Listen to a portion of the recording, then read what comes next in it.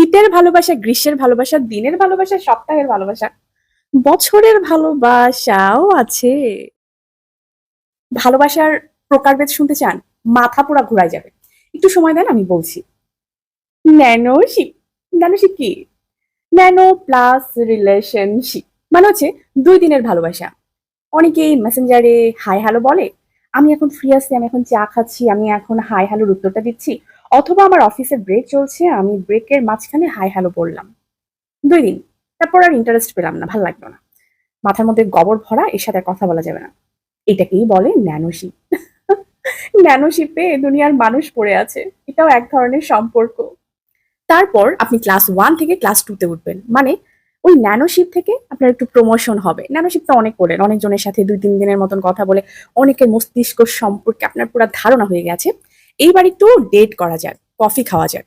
মানে ২-৩ দিন একটু বেশি হবে। ২-৩ দিনের পর ৪র্থ, ৫ম দিনে আসেন একটা কফি খাই আপনার সাথে আমি।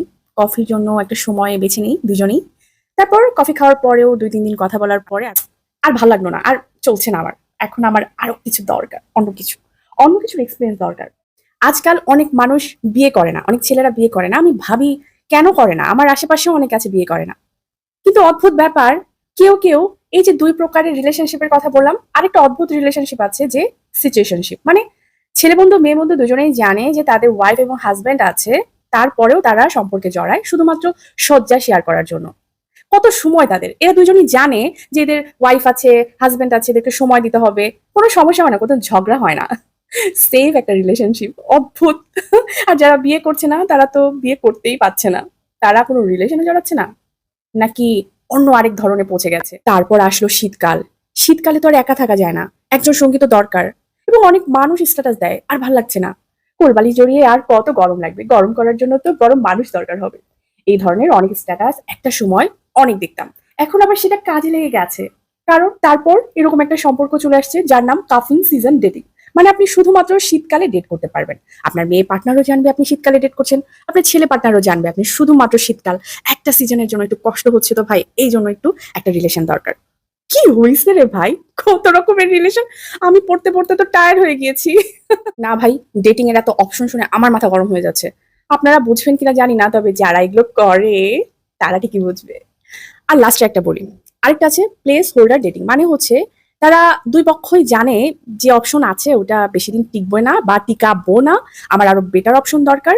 মানে দুজনেই কিন্তু জানে। দুজনে খুঁজছে। দুজনে ভালো কিছু খুঁজছে এবং যার সাথে আছে তাকে বলছে যে, "তুমি আমার সেই রাজকন্যা বা রাজপুত্র যাকে ছাড়া আমি কোনোভাবে বাঁচব না।" কিন্তু দুইজনই নতুন অপশন খুঁজছে।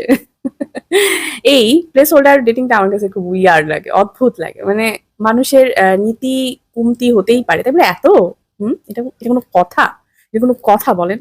যাই হোক ৫ রকমের রিলেশনের কথা শুনলাম, তাই তো? ন্যানোশিপ, তারপর আসলো মাইক্রোশিপ, তারপর আপনি করলেন সিচুয়েশনশিপ, তারপর সেটা করার পরে ভালো সুবিধা পাবার পর আপনি আবার চলে গেলেন প্লেস হোল্ডার ডেটিং এ। আবার প্লেস হোল্ডার ডেটিং এর পর আপনার মনে হলো যে শীতকাল আসছে, এখন একটা অন্যরকম এক্সপেরিয়েন্স দরকার। তখন সেটার জন্য আপনি কি করলেন? কাপিং সিজন ডেটিংটা বেছে নিলেন। ভালো, ভালো। আর কত? এভাবে আর কত? পড়াশোনা দরকার, জানা দরকার, মনস্তত্ত্ব। তাহলে কারা কোন ধরনের রিলেশনশিপে আছেন?